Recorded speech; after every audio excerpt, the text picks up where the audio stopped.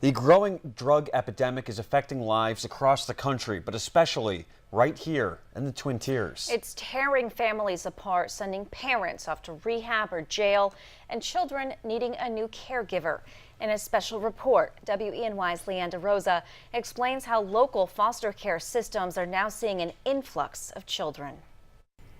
May is National Foster Care Month, and while local social service agencies say they can always use more foster families, they say now even more children need a second chance at Home Sweet Home.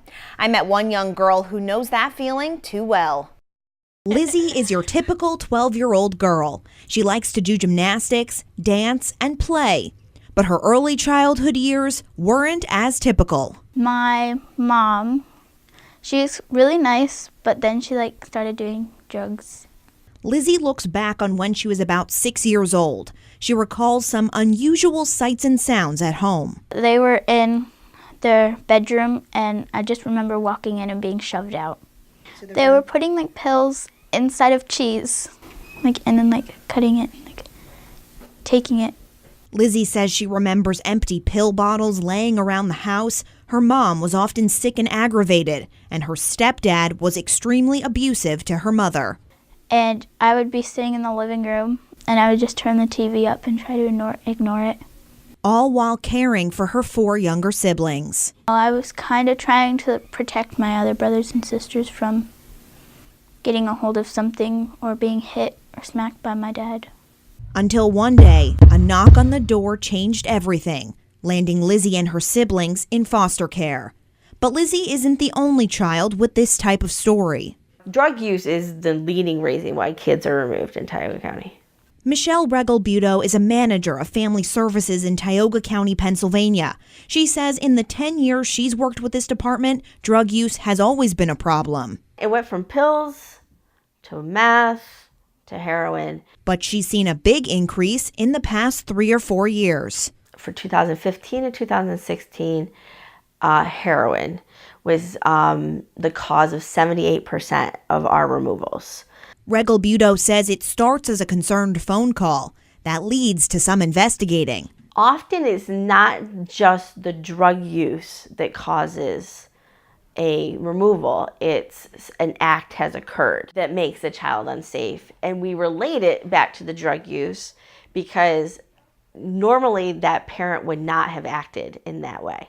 From there, the children are either placed with an extended family member or put into foster care. And because the removal rate is rising, Family Services needs help. We are in need of more foster families because there is a rise of foster children coming into care and our homes are getting full, but we also need homes for sibling groups so that our siblings can be kept together.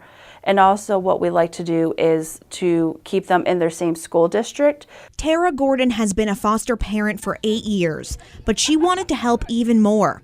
Now, as the foster care coordinator for Tioga County, she helps place children in homes and works with foster parents, like the Neal family. We both have a great love for children and knew we had more love to give other children. Working in a school, she saw the growing need and got involved. In the past 2 years, her family has fostered more than a dozen children, giving them a chance to learn, play, and feel safe. You're hopeful that you have made an impact that will benefit this child for the rest of their life. Reunifying the child with their clean biological parents is always the goal.